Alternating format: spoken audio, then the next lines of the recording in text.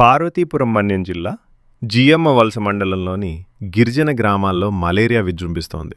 PT మండ, టీకే జమ్ము, కొండచిలకవో, అర్నాడ పంచాయతీల పరిధిలోని గ్రామాలకు చెందిన 13 మంది చిన్నమేరంగి సామాజిక ఆసుపత్రిలో చికిత్స పొందుతున్నారు. బాధితుల్లో ఎక్కువ మంది విద్యార్థులే ఉండటం ఆందోళన కలిగిస్తోంది. గ్రామాల్లో పారిశుద్ధ్య చర్యలు, వైద్య శిబిరాలు నిర్వహించాలని స్థానికులు కోరుతున్నారు.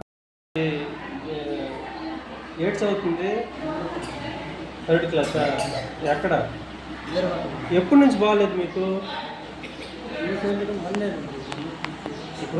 మీ ముగ్గురుకున్నా నీకు మలేరియానా? ఈయనకు మలేరియా ఏం పేరు? మల్లేసా? ఏం పేరు అమ్మాయి పేరు?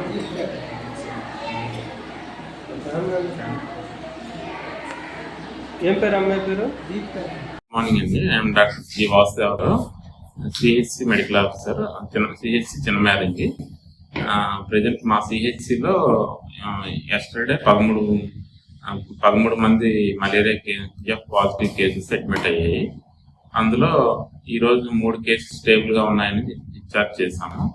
మిగిలిన 10 కేసులు కూడా ప్రజెంట్ క్లినికల్ కండిషన్లో స్టేబుల్గా ఉన్నాయి.